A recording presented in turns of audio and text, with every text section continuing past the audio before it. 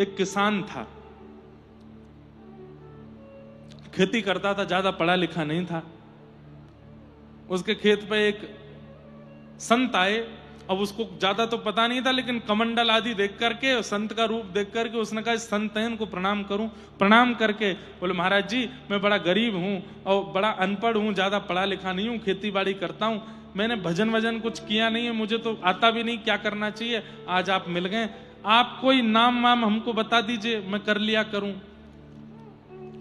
तो संत बोले, अब इसको बहुत बड़ा मंत्र कोई दे दूंगा तो याद तो कर नहीं पाएगा। फिर भी देने का प्रयास किया। बोले, श्री कृष्ण गोविंद हरे मुरारे, हे नाथ नारायण वासुदेव, इसको बोला करो। सिर पकड़ के बैठ गया। बोले, ये कैसे याद करूंगा मैं, ये तो बहुत बड़ा है, कोई छोटा सा आराम से ऐसा दे दो ना, जो मतलब मेरी खेती बुबाई चलती रहे, मैं करता रहूं।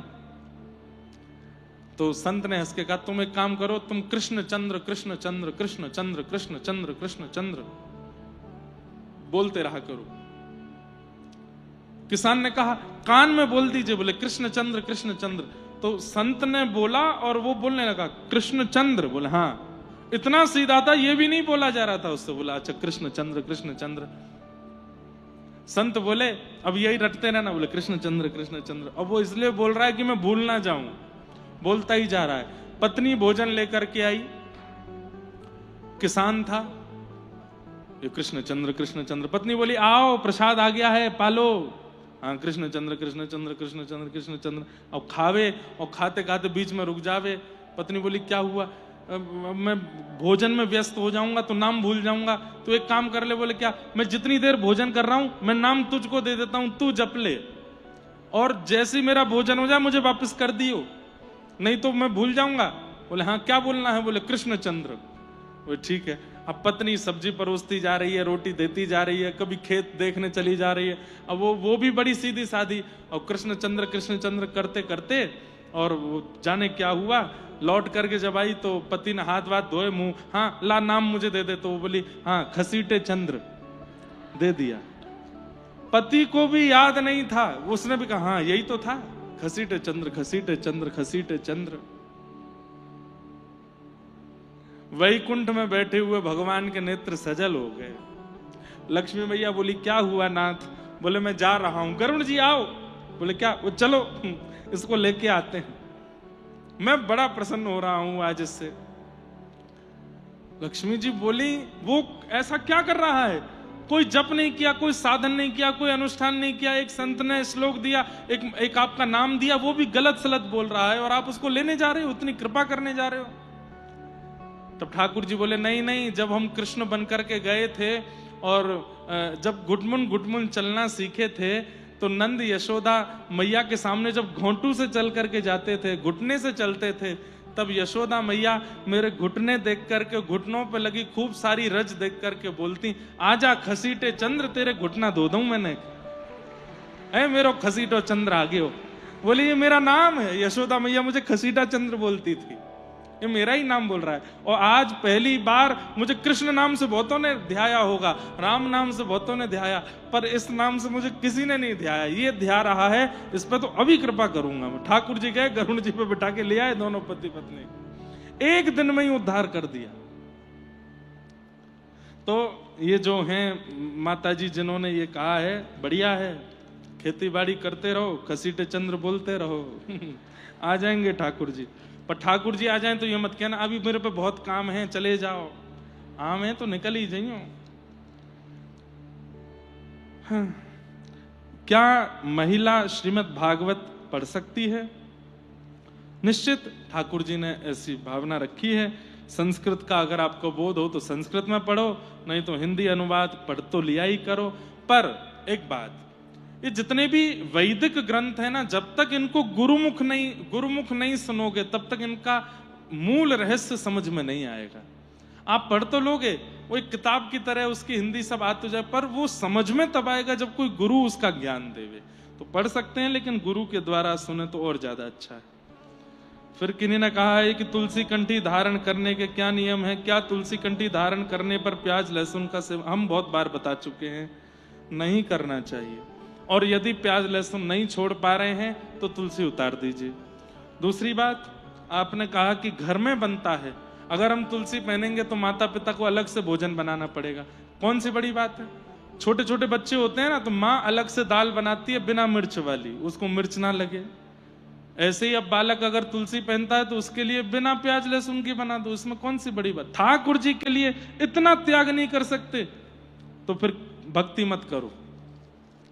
थोड़ा तो त्याग करो, थोड़ा तो त्याग चित्त में होना चाहिए। तो ऐसी सब बातें हैं। आप सबको खूब खूब प्रणाम करते हैं। खूब बहुत सारे प्रश्न हैं, हम एक साथ पढ़ भी नहीं पाए। अब बाकियों को देख के कल अगर समय मिलेगा तो उत्तर देंगे। बोल बाल कृष्ण लाल की जय। श्रीमद् भागवत जी के प्रथम स्कंद में हम लोग कल प्रवेश कर चुके थे और वहीं हम श्रवण कर रहे थे। 3 मंगलाचरणों का भाव हमने कल सुना और निगम कल्प तरोर गलितम फलम सुख मुखादमितद्रव्य संयुतम पिबत भागवतम रसमालयम मुहुरहो रसिका भुवि भावुकाः। निगम कल्प तरोर गलितम फलम।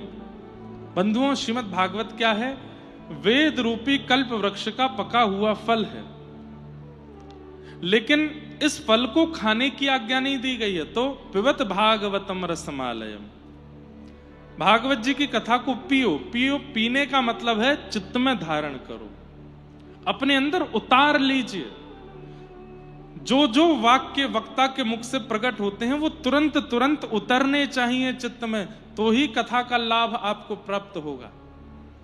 वो सुनी हुई वस्तु भूल जाई जाती है, पर उतारी हुई वस्तु लाभ करती है।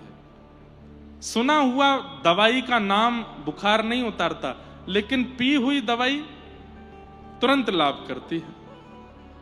तो भागवत को पीना है। पिबत भागवतम रसमालयम। कब तक पियो? बोले मोहर हो रसिका भुवि भावुका।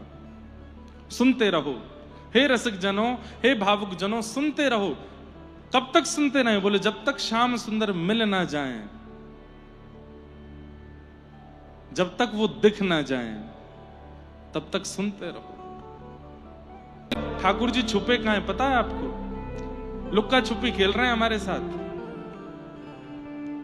लेकिन आपको सुनकर के बड़ा आनंद आएगा कि ठाकुर जी छुपे कहां हैं।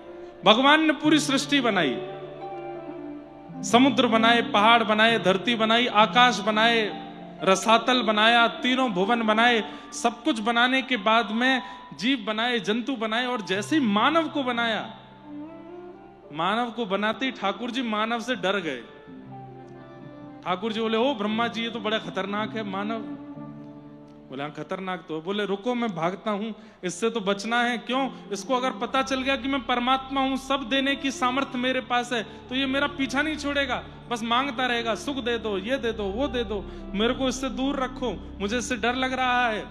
तो ठाकुर जी पहले समुद्र में चले गए, समुद्र के भीतर जाकर के छुप गए। तो ब्रह्मा जी ने कहा, बोले भगवान ये मानव है, हर दिन इसकी बुद्धि इतनी चतुर होती चली जाएगी, एक दिन आपको समुद्र में खोज लेगा। ठाकुर जी पहाड़ों पर चले गए, बोले यहां छुप जाता हूं। बोले ये मानव इतना चतुर है, यहां भी ढूंढ लेगा। ठाकुर जी रसातल में चले गए। ब्रह्मा बोले एक समय आने पर मानव यहां भी आ जाएगा। ठाकुर जी आकाश में चले गए, ब्रह्मांड में, चंद्रमा पर। ठाकुर ब्रह्मा जी बोले यहां भी मानव आ जाएगा, आपको ढूंढ लेगा। सब जगह ठाकुर जी गए। अंत में ठाकुर जी बोले कहां जाऊं? तो ब्रह्मा जी बोले एक काम कीजिए, इस मानव के भीतर ही छुप जाओ। तो ठाकुर जी हम मानवों के अंदर ही छुप गए। बोले अब ये सब जगह ढूंढेगा, अपने भीतर नहीं झांकेगा, अपने भीतर नहीं ढूंढेगा। ठाकुर जी बोले लेकिन मैं इससे छुपना भी नहीं चाहता, मैं चाहता हूं कि मैं इसको मिल जाऊं, लेकिन ये मुझे ढूंढ नहीं पाएगा भीतर। तब ब्रह्मा जी कहते बोले नहीं नाथ, अगर समर्थ गुरु इसके जीवन में आ गए तो इसकी दृष्टि को अंतर्मुखी कर देंगे, और एक दिन ये भजन साधन करते हुए, शास्त्रों का संग करते हुए, सत्संग करते हुए स्वयं में ढूंढने लगेगा, और एक दिन ढूंढता ढूंढता आपको चित्त में ढूंढ लेगा और आपका हो जाएगा। वास्तव में बंधुओं, चाहे तुकाराम हो, नामदेव हो, जनाबाई हो, सूरदास हो, मीराबाई हो, तुलसीदास हो, इन्होंने कहीं बाहर जाकर के नहीं देखा ठाकुर जी को, इनको चित्त में ठाकुर जी दिखने लगे। और चित्त में जब ठाकुर जी दिखते हैं ना, तो जिधर देखूं उदित श्याममयी है। कभी इधर भी दिख जाएंगे, कभी उधर भी दिख जाएंगे। चित्त में नहीं दिखे तो कहीं नहीं दिखेंगे। नैमिषारण्य क्षेत्र में 88,000 सौनकादि ऋषि बैठे हैं और सूत जी महाराज से प्रश्न करते हैं, और उन्हीं प्रश्नों के उत्तर में सूत जी महाराज कथा सुनाना प्रारंभ करते हैं। और तब सूत जी कहते हैं, सवै पुंसां परो धर्मो यतो भक्ति यदोक्षजे अहैतुक्य प्रतिहता ययात्मा संप्रसीदति। सवै पुंसां परो धर्मो यतो भक्तिर अदोक्षजे। सब लोग इधर देखो, ध्यान से सुनो। सभी प्राणी मात्र का परम धर्म क्या है? बोले अदोक्षज भगवान की अहेतुकी भक्ति करना। अहेतुकी भक्ति किसको कहते हैं? प्रेम युक्त भक्ति करना। बंधुओं, आज 90% लोग, 95% लोग भगवान की आस्था युक्त भक्ति करते हैं, श्रद्धा युक्त भक्ति करते हैं, प्रेम युक्त नहीं। और एक बात कह दूं धीमे से, स्वार्थ युक्त भक्ति करते हैं।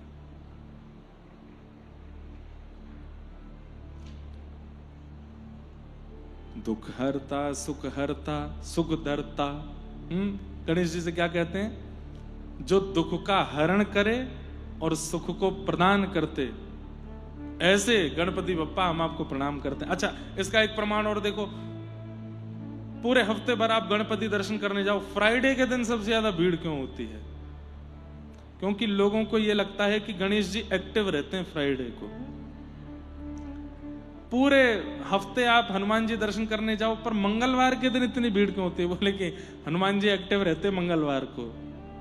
पूरे हफ्ते दर्शन करने जाओ महादेव के, लेकिन सोमवार के दिन इतनी भीड़ क्यों होती है? शंकर जी एक्टिव रहते हैं, बाकी के दिन वो इनएक्टिव हो जाते हैं। नहीं, ये हमारी भ्रांति बनी हुई है, ये हमारे स्वार्थ।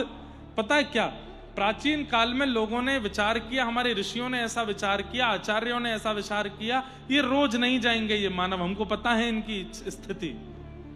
ये 7 दिन में से 6 दिन संसार के विषयों को ही देंगे, 1 दिन ही ठाकुर जी को देंगे। तो इसलिए किसी की गणेश जी में इच्छा है तो वो फ्राइडे दे दिया, किसी को अगर जैसे मंगल मूर्ति मारुति नंदन, उनको मंगल मूर्ति कहा जाता, वो मंगल है, मंगल करता है, तो इसलिए मंगलवार उनको दे दिया। सोम के दुख को दूर किया महादेव ने, मतलब सोम यानी कि चंद्रमा, इसलिए सोमनाथ महादेव है।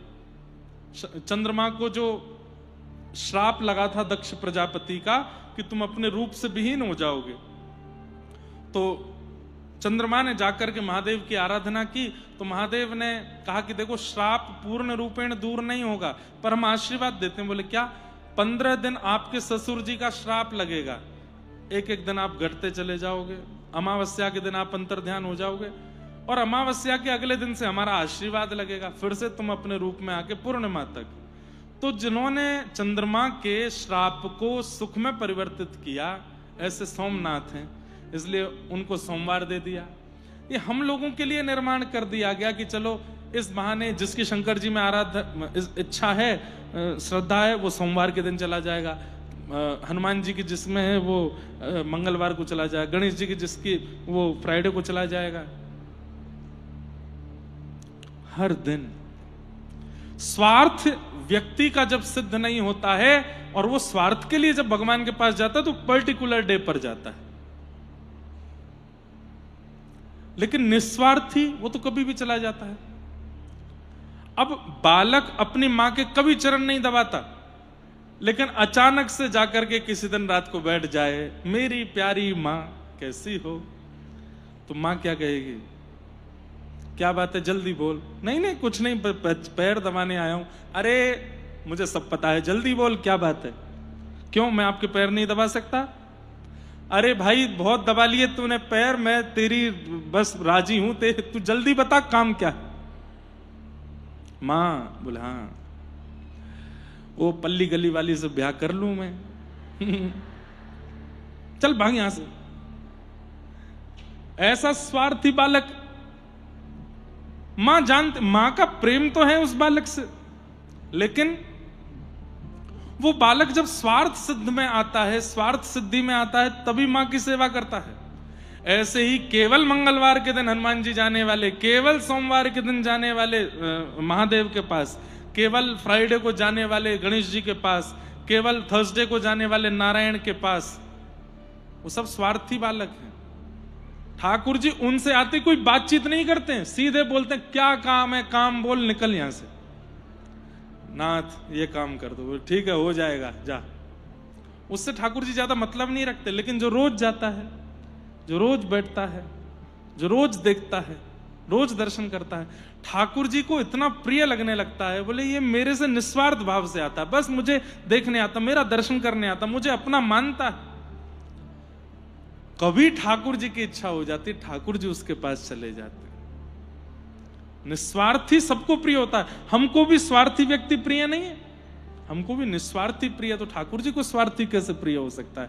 परंतु आज 90 से 95% लोग भक्ति करने वाले स्वार्थी हैं। उनका एक स्वार्थ है ठाकुर जी से, इसलिए कर रहे हैं।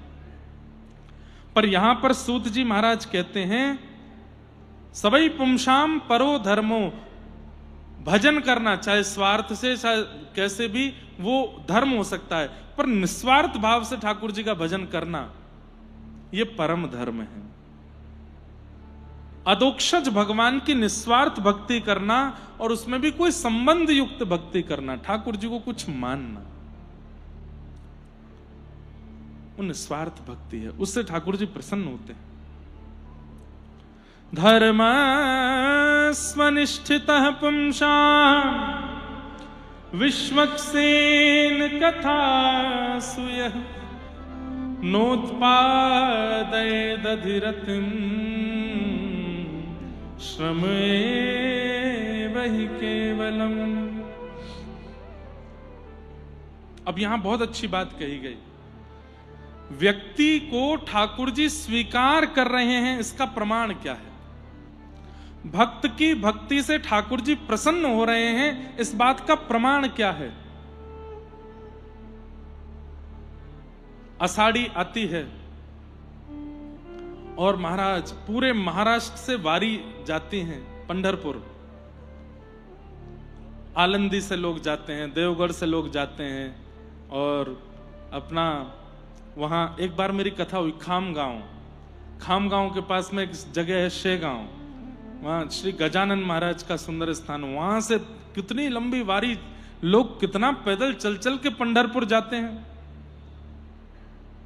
लेकिन यहां पर एक बहुत बड़ी बात कही गई, आप इतना परिश्रम ठाकुर जी की प्राप्ति में करते हो, आप हिमालय की यात्रा करके दर्शन करते हो, गंगा स्नान करते हो, तीर्थों का जल स्नान करते हो, ब्राह्मण भोज कराते हो, गौ सेवा करते हो, आदि आदि, ये सब कुछ जो भी कुछ आप करते हो,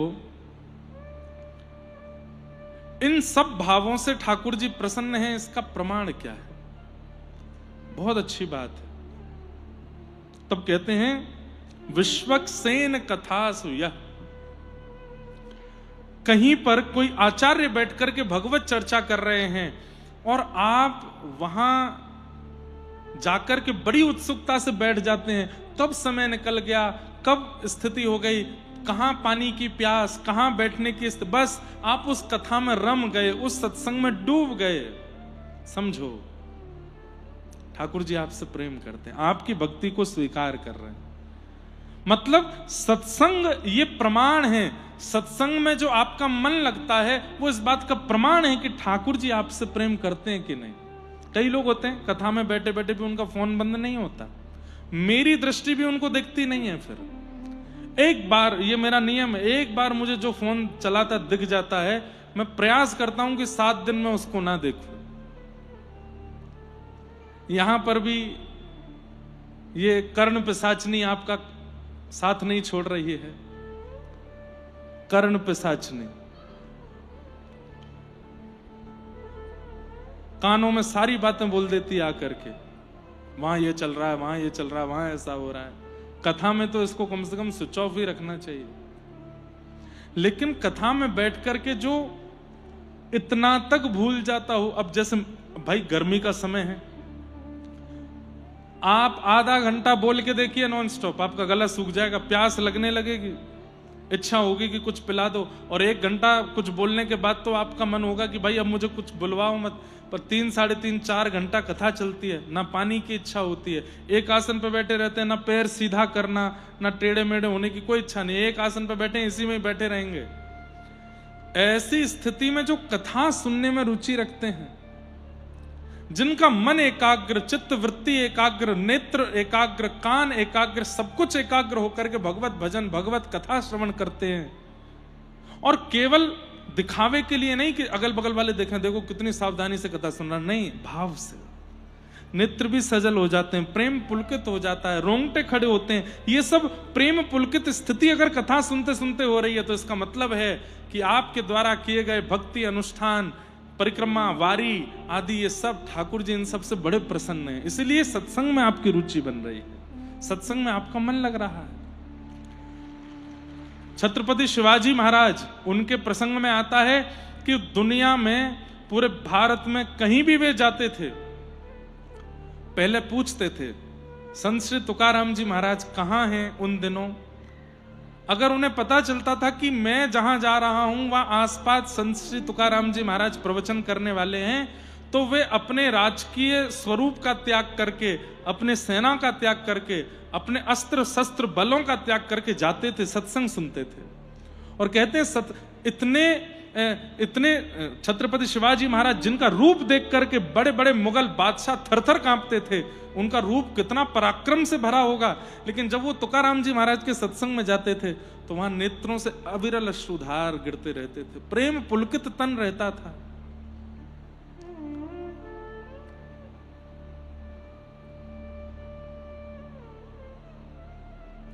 गोपियां कहती हैं कथा सुनने वाली की स्थिति कैसी होती है, तब कथामृतम तप्त जीवनम कविभिरीडितम कल्मषापहम श्रवणमंगलम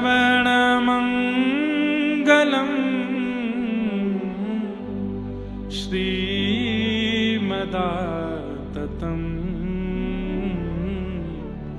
भुवि गृह्णन्ति ते भूरिदा जना। कथा सुनते समय स्थिति कैसी होती है, तो गोपियां कह रही हैं तब कथामृतम। पहली बात तो कथा शब्द जैसी ना लगती हो, ऐसा लगता हो कि अमृत पिलाया जा रहा है। संबोधनों का ध्यान रखिएगा। और यदि ये अनुभव कथा में बैठ के नहीं हो रहे हैं तो इसका मतलब कहीं ना कहीं ठाकुर जी अभी हमसे प्रसन्न नहीं है, क्योंकि यहाँ स्पष्ट कह रहे हैं कि ठाकुर जी की प्रीति, ठाकुर जी की आपके प्रति प्रसन्नता कथा में रुचि के रूप में प्रकट होती है।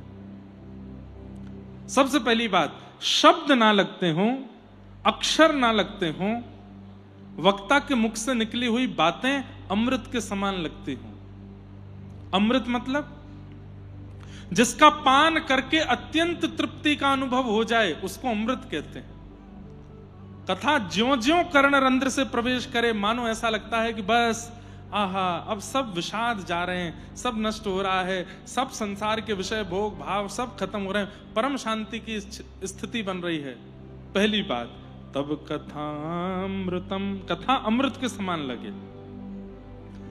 तप्त जीवनम, जीवन के जितने भी ताप हैं, चाहे वो शारीरिक ताप है, चाहे वो बौद्धिक ताप है, चाहे वो मानसिक ताप है, चाहे वो पारिवारिक ताप है, चाहे वो संबंधों का ताप है, वो सारे ताप धुल जाते हों, भूल जाते हों आप उनके बारे में कथा में बैठ करके। अब यहां इतने सारे लोग बैठे हैं, कोई हो सकता है अपनी पत्नी से लड़के आया हो, कोई हो सकता है अपने पति से लड़के आया, कोई बच्चे माता पिता से लड़के आए हों, झूठ बोल के आए हों, कई अपने संसार के बहुत सारे विषादों से, पर यहां आते ही परम प्रसन्न, सब भूल भाल गए। क्या चल रहा है, क्या हो रहा है, कुछ याद नहीं है।